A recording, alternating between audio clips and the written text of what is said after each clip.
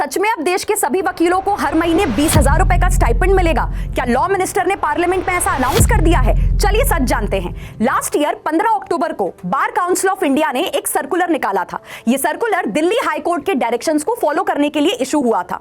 BCI ने acknowledge किया कि जूनियर एडवोकेट्स को करियर के शुरुआती सालों में फाइनेंशियल इश्यूज फेस करने पड़ते हैं और इसलिए सर्कुलर में मिनिमम स्टाइपेंड की गाइडलाइंस दी गई कि अर्बन एरियाज के जूनियर एडवोकेट्स को 20,000 रुपए पर मंथ का स्टाइपेंड और रूरल एरियाज वालों को 15,000 रुपए का स्टाइपेंड, और ये स्टाइपेंड कम से कम 3 साल तक दिया जाना रिकमेंड किया गया from the date of engagement. लेकिन सबसे इंपॉर्टेंट बात कि ये गाइडलाइंस मैंडेटरी नहीं है। बीसीआई ने क्लियरली कहा है कि सब एडवोकेट्स और लॉ फर्म्स की अर्निंग कैपेसिटी सेम नहीं होती है। बड़े शहरों में हाई प्रोफाइल केसेस और कॉर्पोरेट क्लाइंट्स होते हैं, इसलिए अर्निंग पोटेंशियल ज्यादा होता है, लेकिन स्मॉल टाउन्स में अपॉर्चुनिटीज और लीगल फीस दोनों कम होती हैं। सोलो प्रैक्टिस करने वाले एडवोकेट्स के लिए फिक्स्ड स्टाइपेंड देना मुश्किल हो सकता है। इसलिए बीसीआई ने कहा कि ये गाइडलाइंस फ्लेक्सिबल हैं और लॉ फर्म्स और एडवोकेट्स को इन्हें इंप्लीमेंट करने की कोशिश करनी है। सर्कुलर में यह भी कहा गया कि एडवोकेट्स और फर्म्स को स्टाइपेंड रिकॉर्ड्स मेंटेन करने होंगे और हर साल स्टेट बार काउंसिल को रिपोर्ट सबमिट करनी होगी, जिसमें जूनियर एडवोकेट्स का नंबर,